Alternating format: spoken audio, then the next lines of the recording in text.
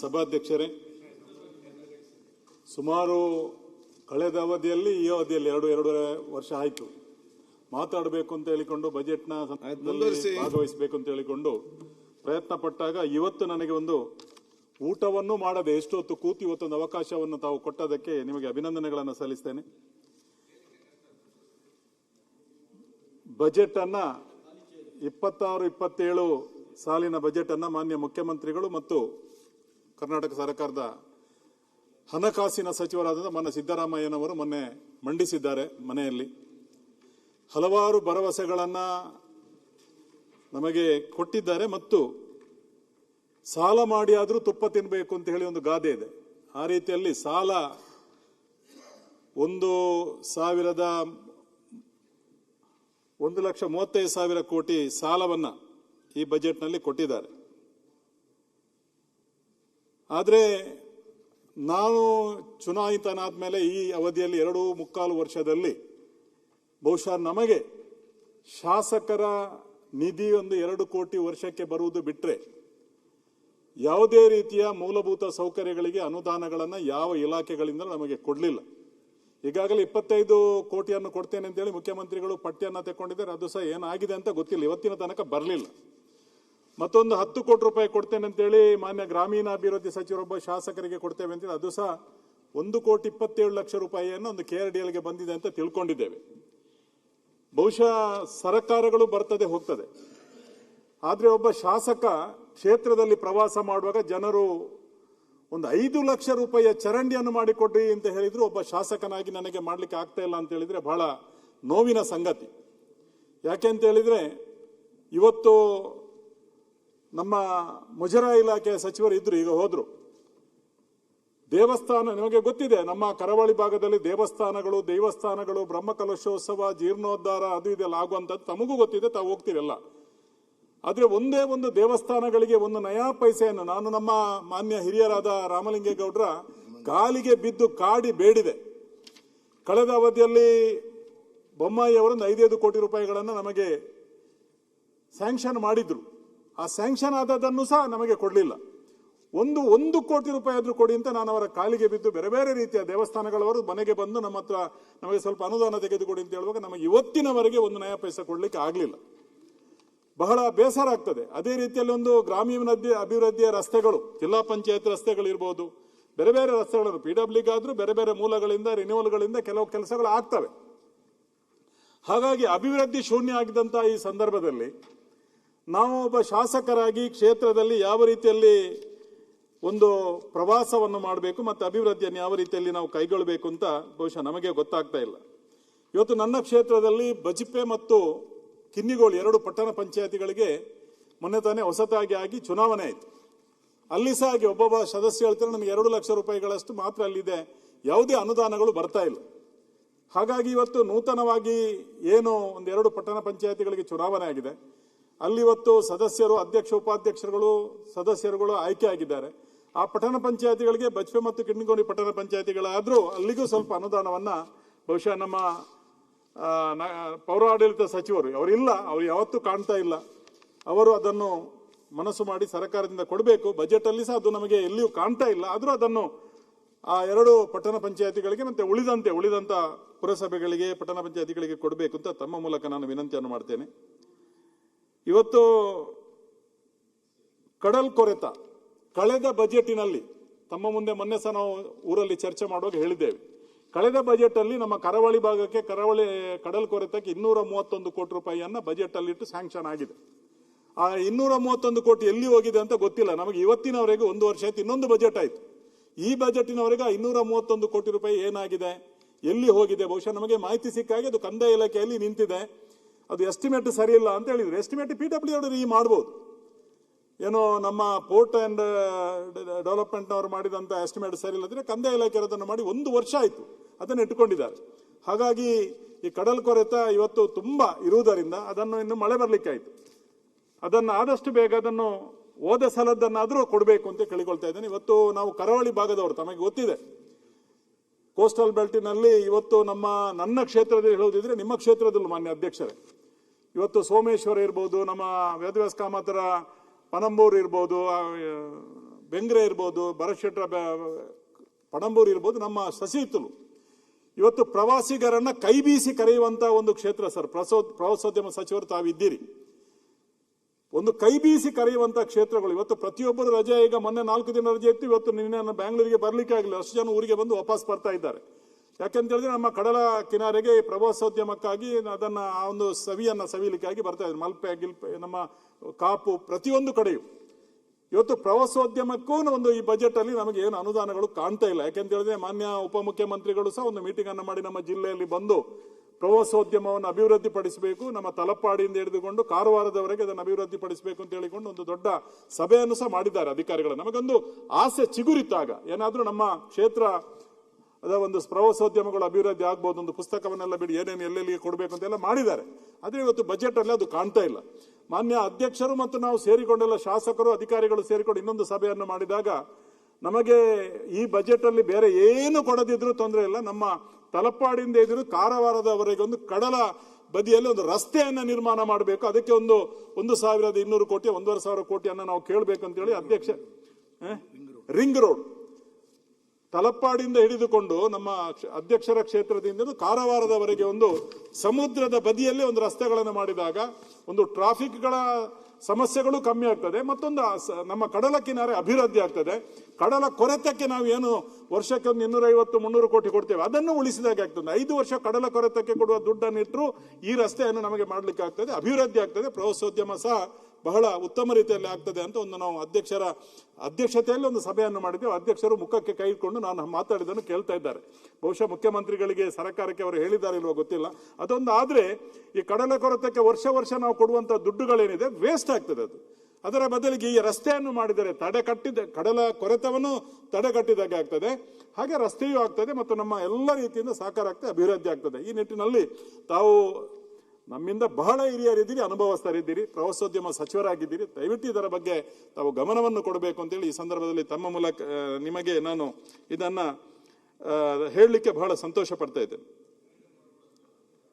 ಹಾಗೇನೆ ನಮ್ಮ ಜಿಲ್ಲೆಯ ಸಮಸ್ಯೆಗಳು ಈಗಾಗಲೇ ನಮ್ಮ ಸುನೀಲ್ ಕುಮಾರ್ ಅವರು ಹೇಳಿದರು. 9/11 ಮಾನ್ಯ ಕಂದಾಯ ಸಚಿವರು ನನ್ನ ಕ್ಷೇತ್ರಕ್ಕೆ ಮೊನ್ನೆ ಒಂದು ಪ್ರಜಾಸೌಧ ಉದ್ಘಾಟನೆಗೆ ಬಂದಾಗಲೂ ನಾನು ಅವರೊಟ್ಟಿಗೆ ಚರ್ಚೆ ಮಾಡಿದ್ದೇನೆ. RDPR ಕಮಿಷನರ ಕಚೇರಿಗೆ ಹೋಗಿ ನಾನು ಚರ್ಚೆ ಮಾಡಿದ್ದೇನೆ. ಯಾಕೆಂತ ಹೇಳಿದ್ರೆ 9/11 ಆಗ್ತಾ ಇಲ್ಲ. ಏನು ಅಂತ ಕೇಳಿದ್ರೆ ಇಲ್ಲಿ ಗುಂಟೆ ನಿಮ್ಮ ಊರಲ್ಲಿ ಸೆನ್ಸ್, ಆದ್ದರಿಂದ ಏನೋ ಸ್ವಲ್ಪ ಟೆಕ್ನಿಕಲ್ ಪ್ರಾಬ್ಲಮ್ ಅಂತ ಹೇಳ್ತಾ ಇದ್ದಾರೆ. ಟೆಕ್ನಿಕಲ್ ಪ್ರಾಬ್ಲಮ್ ಈಗ ಗುಂಟೆ ಆದದ್ದು, ಹಿಂದೆ ಈಗ ಸೆನ್ಸ್ ಆದದ್ದಲ್ಲ. ರಾಜ್ಯದಲ್ಲಿ ಯಾವುದೇ ಒಂದು ಪ್ರಾಜೆಕ್ಟ್ ಅನ್ನು ಮಾಡುವಾಗ ಅದನ್ನು ಯಾವ ರೀತಿಯಾಗಿ ನಾವು ಮಾಡಬೇಕು, ಎಲ್ಲಿಗೂ ಸಮಸ್ಯೆ ಆಗದಾಗೆ ಮಾಡಬೇಕು ಅಂತ ಹೇಳಿಕೊಂಡು ಮಾಡಬೇಕಿತ್ತು. ಇವತ್ತು ಒಂದೊಂದು ಪಂಚಾಯತಲ್ಲಿ ರಾಸಿ ಇವತ್ತು ಬಿದ್ದಿದೆ. 9/11 ಸಿಗ್ತಾ ಇಲ್ಲ. 9/11 ಸಿಕ್ಕದೆ ಯಾರಿಗೂ ಬಡವರಿಗೆ ಮನೆ ಲೋನ್ ಆಗ್ತಾ ಇದೆ, ಲೋನ್ ಆಗೋದಿಲ್ಲ, ಮನೆ ಕಟ್ಟಲಿಕ್ಕೆ ಆಗೋದಿಲ್ಲ, ಹಲವಾರು ಸಮಸ್ಯೆಗಳಿದೆ. ಈ ಸಮಸ್ಯೆಗಳಿಗೆ ಪರಿಹಾರ ದಿವಸಕ್ಕೆ ಎಷ್ಟೋ ಜನ ನಮ್ಮ ಮನೆ ಬಾಗಿಲಿಗೆ ಬರ್ತಾರೆ, ಕಚೇರಿಗೆ ಬರ್ತಾರೆ, ಅಲೆದಾಡ್ತಾರೆ. ನಮಗೆ 9/11 ಸಿಕ್ಲಿಲ್ಲ, 4 ತಿಂಗಳಾಯ್ತು, 5 ತಿಂಗಳಾಯ್ತು, 3 ತಿಂಗಳಾಯ್ತು ಹೇಳ್ತಾರೆ. ನಾನು ಕಮಿಷನರ್ ಹತ್ರ ಮಾಡುವಾಗ ಇಲ್ಲ ನಾನು VC ಮಾಡ್ತೇನೆ, ಕೂಡಲೇ VC ಮಾಡಿ ನಮ್ಮ RDPR ಕಮಿಷನರ್ ಹತ್ರ ಅವರ ಭೇಟಿ ಮಾಡಿದ್ದೇನೆ. ಕೂಡಲೇ ನಾಳೆ ನಾನು VC ಮಾಡಿ ಮಾತಾಡ್ತೇನೆ, ಹಾಗೆ ಚರ್ಚೆ ಆಗಲಿ. ಸಣ್ಣ ಟೆಕ್ನಿಕಲ್ ಪ್ರಾಬ್ಲಮ್, ಇವತ್ತಿನವರೆಗೆ VC ಮಾಡಲಿಲ್ಲ, ನಮ್ಮ ಸಮಸ್ಯೆ ಪರಿಹಾರ ಆಗಲಿಲ್ಲ. ಹಾಗಾದ್ರೆ IAS ಅಧಿಕಾರಿಗಳೇ ಇಷ್ಟೊಂದು ಜವಾಬ್ದಾರಿಯನ್ನು ತಗೊಳ್ಳದಿದ್ರೆ, ಅವರು ನಿರಾಯಸವಾಗಿದ್ದಕ್ಕೆ ಸ್ಪಂದನೆ ಮಾಡಿದ್ರೆ ನಾವು ಏನ್ ಮಾಡಬೇಕಾಗಿದೆ? ನಮ್ಮ ಕ್ಷೇತ್ರದ ಜನರಿಗೆ ಅಥವಾ ನಮ್ಮ ಜಿಲ್ಲೆಯ ಜನರು ಏನ್ ಮಾಡಬೇಕು? ಬಹುಶಃ ಉಡುಪಿ, ದಕ್ಷಿಣ ಕನ್ನಡ 2 ಜಿಲ್ಲೆಯ ಸಮಸ್ಯೆ, ಕೊಡಗು 2-3 ಜಿಲ್ಲೆಗಳ ಸಮಸ್ಯೆ ಇದು. ಗುಂಟೆ ಮತ್ತು ಸೆನ್ಸ್ ಇದ್ದದ್ದರಿಂದ ಇದು ಒಬ್ಬರ ಇದರಿಂದ ಇನ್ನೊಬ್ಬಕ್ಕೆ ಲಾಗಿನ್ಗೆ ಹೋಗುದಿಲ್ಲ, ಮತ್ತೊಬ್ಬರಿಂದ ಮತ್ತಕ್ಕೆ ಹೋಗುದಿಲ್ಲ. ಹಾಗಾಗಿ ಅದಲ್ಲೇ ಸ್ಥಗಿತ ಆಗಿದೆ. ಬಹಳ ಕಷ್ಟ ಆಗಿದೆ. ನಮ್ಮ ಸಭಾಧ್ಯಕ್ಷರಿಗೆ ಇದರ ಬಗ್ಗೆ ಮಾಹಿತಿ ಇದೆ. ದಯವಿಟ್ಟು ಇದರ ಬಗ್ಗೆ ಗಮನ ಹರಿಸಿ ಕೂಡಲೇ ಈ ಬಡವರಿಗೆ ಆಗುವಂತ ಈ ಕಷ್ಟವನ್ನ ನಿವಾರಿಸಬೇಕು ಅಂತ ನಾನು ಮಾನ್ಯ ಸಭಾಧ್ಯಕ್ಷರ ಮೂಲಕ ಸರ್ಕಾರವನ್ನು ಒತ್ತಾಯಿಸ್ತೇನೆ. ಹಾಗೇನೆ ಕಳೆದ 2.5-3 ವರ್ಷಗಳಿಂದ ಈಗಾಗಲೇ ನಮ್ಮ ಹಿರಿಯರಾದಂತಹ ಗೋಪಾಲರು ಮಾತಾಡಿದ್ರು. BPL ration card, BPL card ಸಂಪೂರ್ಣವಾಗಿ ನಿಂತು ಹೋಗಿದೆ. ಕಾರ್ಡ್ ಇಶ್ಯೂ ಮಾಡುವಂತಹದ್ದು ನಿಂತು ಹೋಗಿದೆ. ಬೇರೆ ಬೇರೆ ಕಡೆಗಳಲ್ಲಿ 2-3 ಕಾರ್ಡ್ಗಳಿವೆ. ಆದ್ದರಿಂದ ಇದರ ಬಗ್ಗೆ ಸೂಕ್ಷ್ಮವಾಗಿ ಗಮನ ಹರಿಸ್ತೇವೆ. ಅದಕ್ಕಾಗಿ ನಿಲ್ಲಿಸಿದ್ದು. ಎಷ್ಟು ವರ್ಷ ನಿಲ್ಲಿಸಿದ್ದೀರಿ? ಈ BPL ಕಾರ್ಡ್ ಯಾರಿಗಾಗಿ? ಇದು ಬಡವರಿಗೆ ಆಗಿರುವಂತದ್ದು. 3 ವರ್ಷದಿಂದ ಒಂದೇ ಒಂದು ಕಾರ್ಡ್ ಇಶ್ಯೂ ಆಗ್ತಾ ಇಲ್ಲ. ಇವತ್ತು ನಿಮಗೆ ಗೊತ್ತಿದೆ, ಇವತ್ತು ನಾವು ಹಿಂದಿನ ಹಾಗೆ ಅಲ್ಲ. ಇಂದಿನ ಜೀವನ ಹೇಗಿತ್ತು ಅಂತ ಕೇಳಿದ್ರೆ, ಕುಡಿಯುವ ನೀರಿನಿಂದ ಹಿಡಿದು ತಿನ್ನುವ ಆಹಾರ ಸಹ ಅದು ಅಷ್ಟು ಒಳ್ಳೆಯ ಶುದ್ಧವಾದಂಥ ಆಹಾರಗಳನ್ನು ನಾವು ತಿಂತಾ ಇದ್ದೆವು.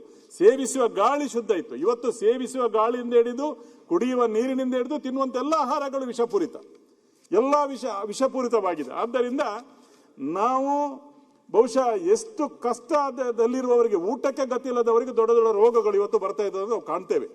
ಆ ದೊಡ್ಡ ದೊಡ್ಡ ರೋಗಗಳು ಬರುವಾಗ ಅವರಿಗೆ ಏನಾದರೂ ಪರಿಹಾರಕ್ಕೆ ಒಂದು ಕೇಂದ್ರ ಸರ್ಕಾರ ಆಯುಷ್ಮಾನ್ ಭಾರತದ ಮೂಲಕ ಒಂದು 5 ಲಕ್ಷ ರೂಪಾಯಿಯನ್ನು BPL ಕಾರ್ಡ್ನವರಿಗೆ, APL ಕಾರ್ಡ್ನವರಿಗೆ ಒಂದು 1.5 ಲಕ್ಷ ರೂಪಾಯಿಯನ್ನು ಸಿಕ್ಕುವ ಹಾಗೆ ಮಾಡಿದೆ. ಆದರೆ ಈ ರೇಷನ್ ಕಾರ್ಡೇ ಸಿಕ್ಕದಿದ್ರೆ ಅವರು ಏನು ಮಾಡಬೇಕು?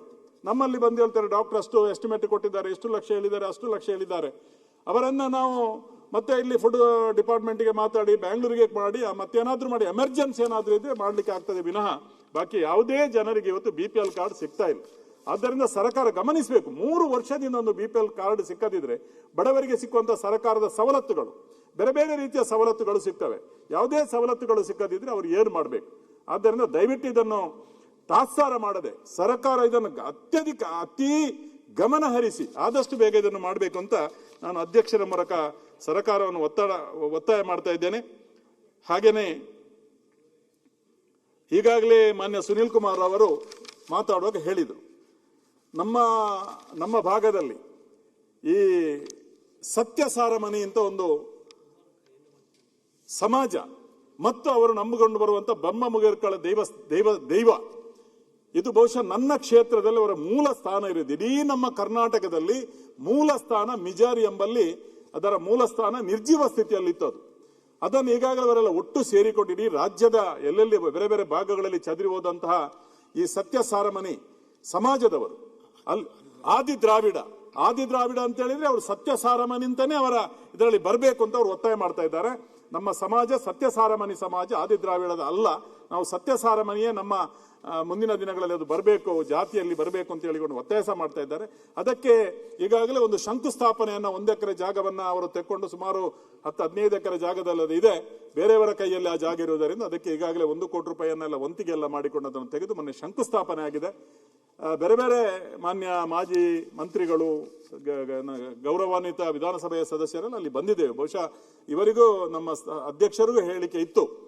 ಈಗಾಗಲೇ ಅವರಿಗೆ 10 ಕೋಟಿ ರೂಪಾಯಿಗಳನ್ನು ಆ ಒಂದು ಸಮಾಜಕ್ಕೆ ಸರ್ಕಾರ ಕೊಡ್ತದೆ ಎಂಬ ಭರವಸೆಯಲ್ಲಿ ಮಾನ್ಯ ಮುಖ್ಯಮಂತ್ರಿಗಳನ್ನ ಭೇಟಿಯಾಗಿದ್ದಾರೆ. ಭೇಟಿಯಾಗಿ ಅವರು ಕೊಡ್ತೇವೆ ಎಂಬ ಭರವಸೆಯನ್ನು ಕೊಟ್ಟಿದ್ದಾರೆ. 10 ಕೋಟಿ ರೂಪಾಯಿಯನ್ನು ಅವರಿಗೆ ಕೊಟ್ಟರೆ ಇಡೀ ಕರ್ನಾಟಕ ರಾಜ್ಯದಲ್ಲಿ ಬೇರೆ ಬೇರೆ ಕಡೆಗಳಲ್ಲಿ ಚದುರಿ ಇರುವಂತಹ ಆ ಒಂದು ಬ್ರಹ್ಮಮುಗಿಯರ ಸಮಾಜ, ಸತ್ಯಸಾರಮನಿ ಸಮಾಜಕ್ಕೆ ಒಂದು ಮೂಲ ಸ್ಥಾನವನ್ನು ನಿರ್ಮಾಣ ಮಾಡಲಿಕ್ಕೆ. ಯಾಕೆಂತ ಹೇಳಿದ್ರೆ ನಮ್ಮ ಸಹೋದರಿ ಭಾಗೀರಥಿ ಮುರುಳ್ಯ ಅದೇ ಸಮಾಜದಿಂದ ಬಂದವರು. ಆ ಒಂದು ಬಡ ಸಮಾಜಕ್ಕೆ ಈ ಒಂದು ಅನುದಾನವನ್ನು ಕೊಟ್ಟಾಗ ಅದು ಯಾರನ್ನ ಅವರು ನಾಳೆ ಚುನಾವಣೆ ಸಂದರ್ಭದಲ್ಲಿ ಆಶೀರ್ವಾದ ಮಾಡ್ತಾರೆ, ನಿಮ್ಮನ್ನು ಮಾಡ್ತಾರೆ, ನಮ್ಮನ್ನು ಮಾಡ್ತಾರೆ ಗೊತ್ತಿಲ್ಲ. ಆದರೆ ನಾವು ಮಾನವೀಯತೆ ದೃಷ್ಟಿಯಿಂದ ಅವರಿಗೆ ಕೊಡಬೇಕಾದದನ್ನು ನಾವು ಒಂದು ಕೊಟ್ಟರೆ ಒಂದು ತಳಮಟ್ಟದ ಒಂದು ಸಮಾಜವನ್ನು ಎತ್ತಿ ಹಿಡಿದು ಅವರ ಮೂಲ ಆ ಸ್ಥಾನಕ್ಕೆ ಒಂದು ಗೌರವವನ್ನು ಕೊಟ್ಟಾಗೆ ಆಗ್ತದೆ ಅಂತ ಈ ಸಂದರ್ಭದಲ್ಲಿ ನಾನು ಹೇಳಲಿಕ್ಕೆ ಇಚ್ಛೆ ಪಡ್ತಾ ಇದ್ದೇನೆ. ಅದೇ ರೀತಿಯಲ್ಲಿ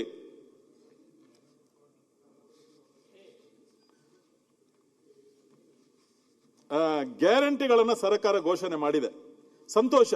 ಯಾಕೆಂತ ಹೇಳಿದರೆ ಕಷ್ಟದಲ್ಲಿರುವವರಿಗೆ ಒಂದು ಗ್ಯಾರಂಟಿಗಳನ್ನು ಕೊಟ್ಟಾಗ ಅವರಿಗೆ ಒಂದು ಭರವಸೆ ಇರ್ತದೆ. ಸರ್ಕಾರ ನಮಗೊಂದು ಗ್ಯಾರಂಟಿಗಳನ್ನು ಕೊಡ್ತದೆ ಅಂತ ಒಂದು ನಂಬಿಕೆಯನ್ನು ಹುಟ್ಟಿಸಿದೆ ಅಂತ ಒಂದು ಭರವಸೆ ಇರ್ತದೆ. ಹಾಗೇನೆ ಗ್ಯಾರಂಟಿಗಳನ್ನು ನೀವು ಕೊಟ್ಟಿದ್ದೀರಿ, ಆದರೆ ಕೆಲವು ಸಂದರ್ಭಗಳಲ್ಲಿ ಕೆಂಪು ಬಸ್ಸಿಗೆ ಮಂಗಳೂರಿನಿಂದ ಬೆಂಗಳೂರಿಗೆ ಬರಲಿಕ್ಕೆ 380 ರೂಪಾಯಿ KSRTC ಬಸ್ಸಿಗೆ. ಅದೇ ಐರಾವತ ಬಸ್ಸಿಗೆ 1365 ರೂಪಾಯಿ ಬೆಂಗಳೂರಿಗೆ ಮಂಗಳೂರಿನಿಂದ ಬರಲಿಕ್ಕೆ. ಇದು ನಾನು ಬಂದದ್ದು ಹೇಳುವಂಥದ್ದು, ನನ್ನ ಜೊತೆ ಒಬ್ಬರು ಇದ್ರು, ಟಿಕೆಟ್ ಮಾಡಿ. ಅದೇ ಖಾಸಗಿ ಬಸ್ಸಿಗೆ ಮಂಗಳೂರಿನಿಂದ ಬೆಂಗಳೂರಿಗೆ VRL ಇರ್ಬೋದು, ಸುಗಮ ಇರ್ಬೋದು, ಯಾವುದೇ ಖಾಸಗಿ ಬಸ್ಸಿಗೆ 800 ರೂಪಾಯಿ, 700 ರೂಪಾಯಿಂದ 800 ರೂಪಾಯಿ. ನೀವು ಫ್ರೀ ಕೊಟ್ಟದ್ದು 380, ಜಾಸ್ತಿ ಮಾಡಿದ್ದು 635 ರೂಪಾಯಿ. ಐರಾವತ ಬಸ್ಸಿಗೆ ಬರಲಿಕ್ಕೆ 1365 ಮಾನ್ಯ ಮಂತ್ರಿಗಳಿಗೆ ಗಮನಿಸಬೇಕು. ಕೆಂಪು ಬಸ್ಸಿಗೆ ಇರೋದು ಮಂಗಳೂರಿನಿಂದ ಬೆಂಗಳೂರಿಗೆ ಬರಲಿಕ್ಕೆ 380, ಅದು ಫ್ರೀ. ಇಲ್ಲಿ 700 ರೂಪಾಯಿ ಖಾಸಗಿ ಬಸ್ಸಿಗೆ, ಸುಗಮ, VRL, ಇನ್ನು ಬೇರೆ ಎಲ್ಲ ಬಸ್ಸಿಗಳಿಗೆ 700ರಿಂದ 800 ರೂಪಾಯಿ. KSRTC ಐರಾವತದಲ್ಲಿ ಬರಲಿಕ್ಕೆ 1365 ರೂಪಾಯಿ. ಹಾಗಾದ್ರೆ ಎಲ್ಲಿ ಈ ಕೈಯಿಂದ ಮೆಲ್ಲ ಒಂದು ಟಕ್ಕ ಮಾಡಿದ್ದು ಈ ಕೈಯಿಂದ ತಟಕ್ಕ ಕೆಪ್ಪೆಗೆ ಒಂದು ಹೊಡೆದಾಗೆ ಆಯ್ತು. ಆಲೋಚನೆ ಮಾಡುವ. ಜನರು ನಂಬುವುದು ಯಾವುದನ್ನು? ಪಾಪ ಬಡವರು ಹೋಗಿ ಆ ಕೆಂಪು ಬಸ್ಸಲ್ಲಿ ಕೂರ್ತಾರೆ, ಧರ್ಮಕ್ಕೆ ಕೊಡ್ತಾರೆ ಅಂತೇಳಿ. ಕರೆಂಟಿಗೆ 200 ಯೂನಿಟ್ನವರಿಗೆ ಫ್ರೀ. ಇನ್ನು 600, 500 ಬರ್ತಿರೋನಿಗೆ ಫ್ರೀ, ಸಂತೋಷ. ಒಂದು 200 ಯೂನಿಟಿನ ಮೇಲೆ ಬಂದವನಿಗೆ 1000 ಬರ್ತಿದ್ದವನಿಗೆ 1795 ರೂಪಾಯಿ, 2350 ರೂಪಾಯಿ, 4500 ರೂಪಾಯಿ. ಆಲೋಚನೆ ಮಾಡುವ. ನಾನಿದು ನಿಜ ಸಂಗತಿಯನ್ನು ಇಲ್ಲಿ ಹೇಳ್ತೇನೆ, ಯಾಕೆಂತೇಳಿ ನನಗೆ ಗೊತ್ತಿದೆ. ಇಲ್ಲಿ ನಾವೆಲ್ಲ ನಮ್ಮನ್ನೆಲ್ಲ ಒಂದು 224 ಜನರನ್ನ 7 ಕೋಟಿ ಜನರು ಆಯ್ಕೆ ಮಾಡಿ ಇಲ್ಲಿಗೆ ಕಳಿಸ್ತಾರೆ. ನಂದಸ್ವಾಮಿ, ಇಲ್ಲಿ ಬಂದು ನಾವು ನಮ್ಮ ಜಿಲ್ಲೆಯವರು ಏನೊಂದು ಯೋಗ್ಯ ಮತ್ತು ಯೋಗದಿಂದ ಇಲ್ಲಿ ಅಧ್ಯಕ್ಷರಾಗಿಯೂ ಕೂತಿದ್ದಾರೆ. ಆ ಪೀಠದಲ್ಲಿ ಕೂತ್ಕೊಳ್ಬೇಕಾದ್ರೆ ಎಲ್ಲರಿಗೆ ಸಾಧ್ಯ ಇಲ್ಲ. ಕೂತ ಮೇಲೆ ನಾನು ಯಾವ ಪೀಠದಲ್ಲಿ ಕೂತಿದ್ದೇನೆ ಎಂಬ ಜವಾಬ್ದಾರಿಯಲ್ಲಿ ಕಾರ್ಯನಿರ್ವಹಿಸಬೇಕಾಗ್ತದೆ. ನಮ್ಮ ಜಿಲ್ಲೆಯವರೀಗ ಕೂತಿದ್ದಾರೆ, ನಾವೆಲ್ಲ 224 ಜನ ಇಲ್ಲಿಗೆ ಬಂದಿದ್ದೇವೆ. ಇಲ್ಲಿ ಒಟ್ಟಾರೆ ನಾವು ಕಚ್ಚಾಡ್ತೇವೆ, ಮಾತಾಡ್ತೇವೆ, ನಿಮ್ಮವರು ನಿಮ್ಮದು ಸರಿ ಇದೆ, ನಮ್ಮವರದು ನಾವು ಸರಿ ಇದೆ ಅಂತ ಎಲ್ಲ ಹಿಂದೆ 20-30 ವರ್ಷಗಳ ಹಿಂದೆಲ್ಲ ನಮಗಿದು ಯಾವುದು ಗೊತ್ತಿರಲಿಲ್ಲ. ಈಗ ಹಾಗೆಲ್ಲ. ಈಗ ಜನ 7 ಕೋಟಿ ಜನ ಸಹ ಒಂದು 10 ವರ್ಷದ ಮಗುವಿನಿಂದ ಹೇಳಿದು ಎಲ್ಲರೂ ಬುದ್ಧಿವಂತರಿದ್ದಾರೆ. ಯಾಕೆಂದ್ರೆ ಈಗ ವಿದ್ಯೆ ಇದೆ. ಇಲ್ಲಿ ನಾವು ಏನು ಮಾತಾಡ್ತೇವೆ ನೋಡ್ತಾರೆ, ಅಲ್ಲಿ ನಾವು ಮಾತಾಡೋಲ್ಲಿ ನೋಡ್ತಾರೆ. ಆದ್ದರಿಂದ ನಾವು ಇಲ್ಲಿ ಬಂದಿದ್ದೇವೆ ಅಂತ ಹೇಳಿಕೊಂಡು ಏನು ಬೇಕಾದ್ರೂ ಮಾತಾಡ್ಬೋದು, ಹೇಗೆ ಬೇಕಾದ್ರೂ ನಡ್ಕೊಂಡು ಹೋಗ್ಬೋದು ಅಂತ ಹೇಳಿದ್ರೆ, ನಾವು ಬಿಳಿ ಕುರ್ತಾ, ಬಿಳಿ ದೊಡ್ಡ ಪೈಜಾಮಲ್ಲಿ ಹಾಕಿಕೊಂಡು ಒಂದು ವೇಷದ ರೀತಿಯಲ್ಲಿ ಇಲ್ಲಿ ಬಂದ ಕೂಡಲೇ ನಾವು ಶಾಸಕರಾಗಿ, ಜನಪ್ರತಿನಿಧಿಗಳಾಗಿ ನಮಗೆ ಜನ ಗೌರವ ಕೊಡೋದಲ್ಲ. ನಮ್ಮನ್ನು ಆಯ್ಕೆ ಮಾಡಿ ಕಳಿಸಿದ್ದು ನಮ್ಮ ಗುಣ, ನಮ್ಮ ನಡತೆ, ನಮ್ಮ ಪ್ರತಿಯೊಂದು ಮಾತುಗಳನ್ನ ಜನ ಗಮನಿಸ್ತಾರೆ. ಇವತ್ತು ರಾಜ್ಯದ ಜನ ಗಮನಿಸಿ ನಾನು ಕಳಿಸಿದಂತ ಒಬ್ಬ ಜನಪ್ರತಿನಿಧಿ ಯೋಗ್ಯನ ಅಂತ ಅವ್ರು ಹೇಗೆ ಅಂತ ಅವ್ರು ಲೆಕ್ಕ ಹಾಕ್ತಾರೆ. ಆದ್ದರಿಂದ ಇಲ್ಲಿ ಮಾತಾಡುವಾಗ ನಾವು ಪ್ರತಿ ಹಂತಗಳಲ್ಲಿಯೂ ಒಳ್ಳೆ ರೀತಿಯಿಂದಲೇ ಮಾತಾಡಿದಾಗ ನಮ್ಮ ಗುಣನಡತೆಗಳನ್ನು ನೋಡಿ ಜನ, ಬಹುಶಃ ನಾನು ಪ್ರಥಮ ಬಾರಿಗೆ ನಾನು ಚುನಾವಣೆಯಲ್ಲಿ ಆಯ್ಕೆಯಾಗಿ ಬಂದಾಗ, ಮಾನ್ಯ ಅಧ್ಯಕ್ಷರೇ ನಿಮಗೂ ಗೊತ್ತಿದೆ, ನಮ್ಮೊಬ್ಬ ಹಿರಿಯರು ಕರ್ನಾಟಕ ರಾಜ್ಯದ ಜನತಾದಳದ ಅಧ್ಯಕ್ಷರಾಗಿದ್ದು ಡಾಕ್ಟರ್ ಮದನ್ ಮೋಹನ್ ನಾಯಕ್ ಅಂತ, ಈಗ ರಾಜಕೀಯದಲ್ಲಿ ಇದ್ದಾರೆ. ಅವರ ಜಾಗದಲ್ಲಿ ನಾನು ಮನೆ ಕಟ್ಟಿದ್ದೇನೆ. ನನ್ನನ್ನು ಕರೆದ್ರು, ಗೆದ್ದು ಬಂದ ಮೇಲೆ ಇಲ್ಲಿ ಬಾ ಅಂತ ಕರೆದ್ರು. ನಾನು ಹೋದೆ. ನನಗೆ ಆಶೀರ್ವಾದ ಮಾಡಿ ಹೇಳಿದ್ರು ಒಂದು ಮಾತನ್ನ, ನೀನು ಗೆದ್ದಿದ್ದಿ ಅಂತ ನಿನ್ನ ತಲೆಗೆ ಅಡರುವುದು ಬೇಡ.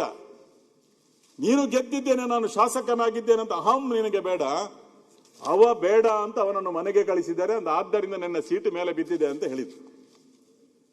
ಅವ ಬೇಡ, ಜನರಿಗೆ ಸಾಕು ಅಂತಾಗಿದೆ ಅವನು, ಅದಕ್ಕಾಗಿ ನಿನ್ನನ್ನು ಮೇಲೆ ಕಳಿಸಿದ್ದಾರೆ, ದಯವಿಟ್ಟು ಇದನ್ನು ಗಮನಿಸು ಅಂತ ಹೇಳಿದ್ದಾರೆ. ಆ ಮಾತನ್ನು ನಾನು ಇವತ್ತು ಸಹ ನನ್ನ ಇದರಲ್ಲಿ ಮನಸ್ಸಿನಲ್ಲಿ ಇಟ್ಟುಕೊಂಡಿದ್ದೇನೆ. ಆದ್ದರಿಂದ ನಾವಿಲ್ಲಿ ಬಂದ ಮೇಲೆ ನಾನು ನೋಡ್ತೇನೆ ಕೆಲವಾರು ಶಾಸಕರ ನಡತೆಗಳನ್ನ. ನಾನು ಇಲ್ಲಿ ಹೇಳಬೇಕೆಲ್ವೋ ಗೊತ್ತಿಲ್ಲ, ಲಿಫ್ಟ್ ಅಲ್ಲಿ ಅಂಗವಿಕಲರಿದ್ದಾರೆ, ಲಿಫ್ಟ್ ಆಪರೇಟರ್ಸ್. ನಮ್ಮ ಶಾಸಕರ ಭವನದಲ್ಲಿ ಇರ್ಬೋದು, ಇಲ್ಲಿರ್ಬೋದು. ಅವ ಪಾಪ ಕೂತಿರ್ತಾನೆ, ಅವನಿಗೆ ಆಯಾಸ ಆಗ್ತದೆ. ಏನಾ ಗೊತ್ತಾಗೋದಿಲ್ಲ ಅಂತ ಹೇಳಿದ್ದು ನನ್ನ ಕಣ್ಣ ಮುಂದೆ ನಾನು ನೋಡಿದ್ದೇನೆ. ಹಾಗಾಗಿ ನಾವು ಹೋಗೋಗ್ಲು ಪಾಪ ಅವ್ರು ಎದ್ದು ನಿಲ್ತಾರೆ, ಕೂತ್ಕೊಳ್ಳಪ್ಪ ಅಂತ ನಾವು ಹೇಳ್ತೇವೆ.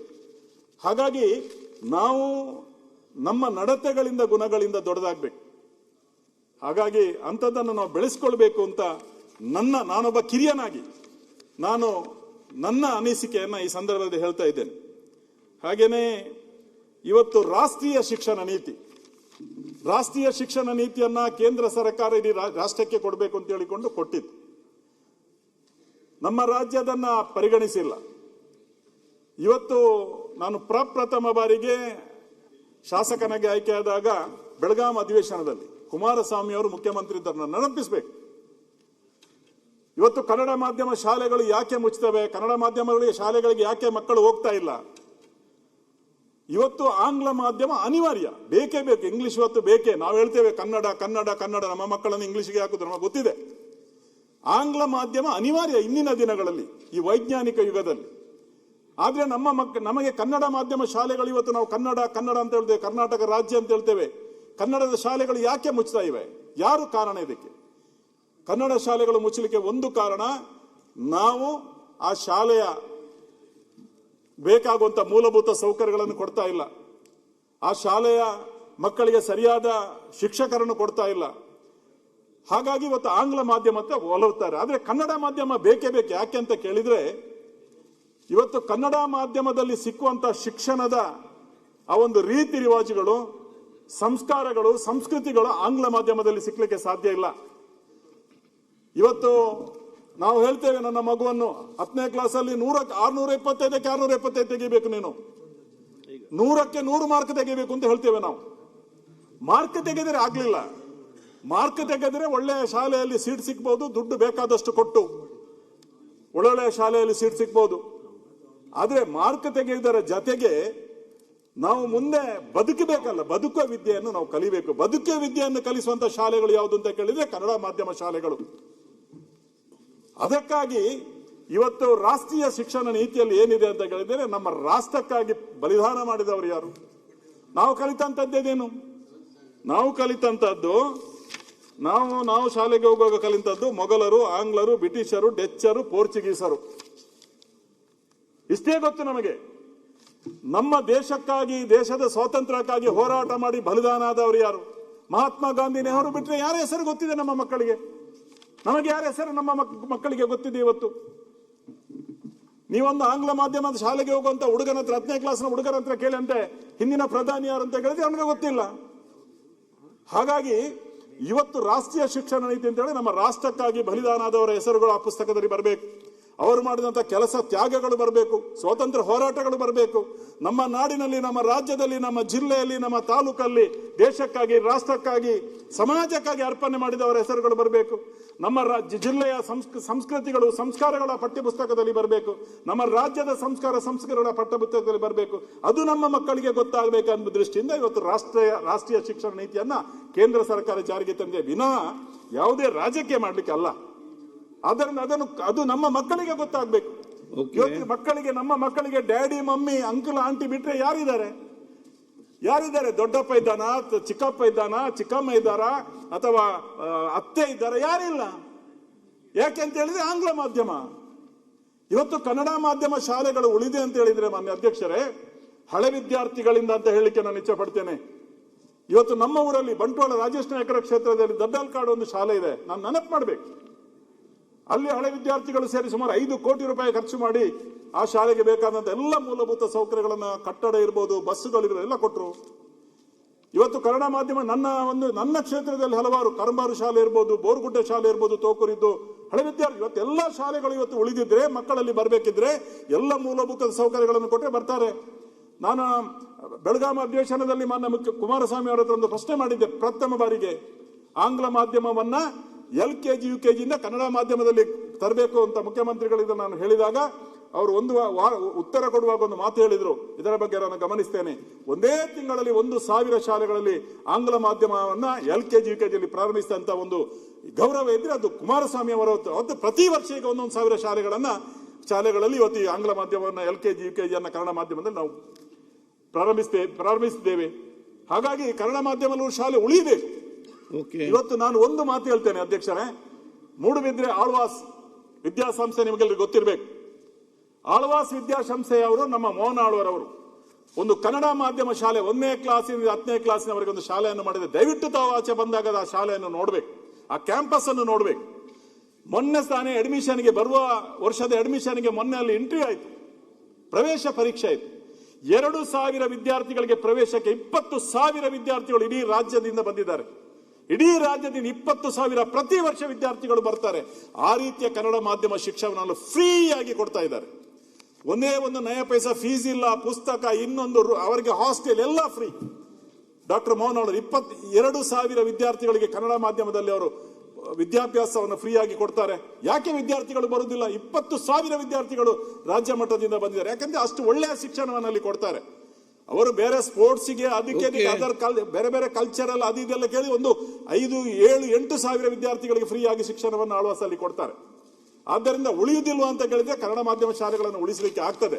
ಒಳ್ಳೆಯ ಶಿಕ್ಷಕರನ್ನ, ಒಳ್ಳೆಯ ಗುರುಗಳನ್ನ ಕೊಟ್ಟರೆ ಖಂಡಿತವಾಗಿ ಮುಗಿಸಲಿಕ್ಕೆ ಸಾಧ್ಯತೆ ಇದೆ ಅಂತ ನಾನು ಖಂಡಿತವಾಗಿ ಹೇಳ್ತಾ ಇದ್ದೇನೆ. ಅದೇ ರೀತಿಯಲ್ಲಿ ಕಡೆಗೆ ಇನ್ನೊಂದು, ತುಳು ಭಾಷೆಯನ್ನ ರಾಜ್ಯ ಭಾಷೆ ಮಾಡಬೇಕು ಅಂತ ಹೇಳಿಕೊಂಡು ನಮ್ಮ ಎಲ್ಲರೂ, ನಾವು ಕರಾವಳಿ ಭಾಗದವರು ಬಹಳ ಒತ್ತಡವನ್ನು ಹಾಕ್ತಾ ಇದ್ದೇವೆ. ಬಹುಶಃ ಡಾಕ್ಟರ್ ಮೋಹನ್ ಅವರ ಅಧ್ಯಕ್ಷತೆಯಲ್ಲಿ ಕಳೆದ ಅವಧಿಯ ನಮ್ಮ ಸರ್ಕಾರ ಇರುವ ಒಂದು ಸಮಿತಿ ಆಯಿತು.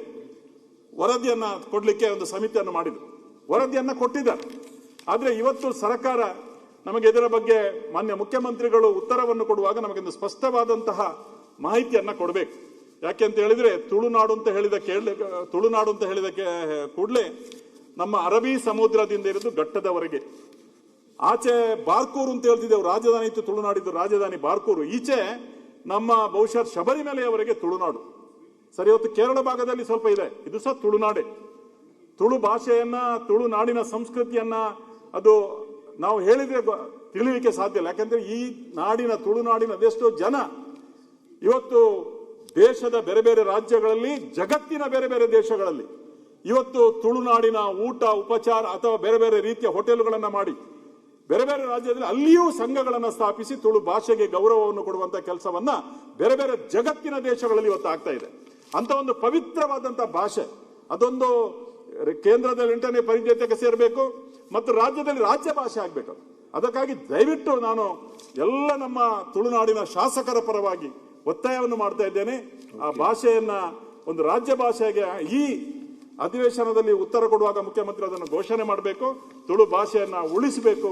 ಅದು ಇಡೀ ತುಳು ಸಮಾಜ ಅದನ್ನು ನೆನಪಿಡ್ತದೆ ಅಂತ ಈ ಸಂದರ್ಭ ಹೇಳುತ್ತಾ, ಕಡೆಯದಾಗಿ ದಕ್ಷಿಣ ಕನ್ನಡ ಜಿಲ್ಲೆ, ಉತ್ತರ ಕನ್ನಡ ಜಿಲ್ಲೆ, ದಕ್ಷಿಣ ಕನ್ನಡ ಜಿಲ್ಲೆ, ನಮ್ಮ ದಕ್ಷಿಣ ಕನ್ನಡ ಜಿಲ್ಲೆಯನ್ನು ತೆಗೆದು ಮಂಗಳೂರು ಜಿಲ್ಲೆ, ನಮ್ಮ ಮಂಗಳೂರು ಕ್ಷೇತ್ರದಿಂದ ಸ್ಪರ್ಧೆ ಮಾಡುವ ನಮ್ಮ ಅಧ್ಯಕ್ಷರು ಮಂಗಳೂರು ಜಿಲ್ಲೆಯನ್ನಾಗಿ ಮಾಡಬೇಕು. ಮಂಗಳೂರು ದಕ್ಷಿಣ, ಮಂಗಳೂರು ಉತ್ತರ, ಮಂಗಳೂರು 3 ಕ್ಷೇತ್ರ ಇದೆ. ಮುಂದಿನ ದಿನಗಳಲ್ಲಿ ಮಂಗಳೂರು ಗ್ರಾಮಾಂತರ ಸಹ ಬರ್ಬೋದು. ಆ ದಕ್ಷಿಣ ಕನ್ನಡವನ್ನು ತೆಗೆದು ಅದನ್ನು ಮಂಗಳೂರು ಜಿಲ್ಲೆ ಅಂತ ಮಾಡಬೇಕು ಅಂತ ಹಲವಾರು ನಮ್ಮ ಶಾಸಕರು ನಾವು ಒತ್ತಾಯ ಮಾಡ್ತಾ ಇದ್ದೇವೆ. ಅದನ್ನು ಸಹ ಪೂರಕವಾಗಿ ನಮಗೆ ಘೋಷಣೆ ನಾಡಿನ ಸಭೆಯಲ್ಲಿ ಮಾಡಬೇಕು ಅಂತ ಹೇಳುತ್ತಾ, ಕಡೆಯದಾಗಿ ನನಗೆ ಇಷ್ಟು ಹೊತ್ತು ಒಂದು 10 ನಿಮಿಷ ಮಾತಾಡಲಿಕ್ಕೆ ನನಗೆ ಅವಕಾಶವನ್ನು ಕೊಟ್ಟಿದ್ದೀರಿ. ಅವಕಾಶಕ್ಕೆ ನಾನು ನಿಮಗೆ ತಲೆ ತಗ್ಗಿಸಿ ವಂದಿಸುತ್ತಾ ನನ್ನ ಕ್ಷೇತ್ರದ ಜನತೆಯ ಪರವಾಗಿ ಮಾನ್ಯ ಅಧ್ಯಕ್ಷರಿಗೆ ಮತ್ತು ಎಲ್ಲರಿಗೆ ವಂದನೆಗಳನ್ನು ಸಲ್ಲಿಸಿ ಮಾತು ಮುಗಿಸ್ತೇನೆ. ನಮಸ್ಕಾರ.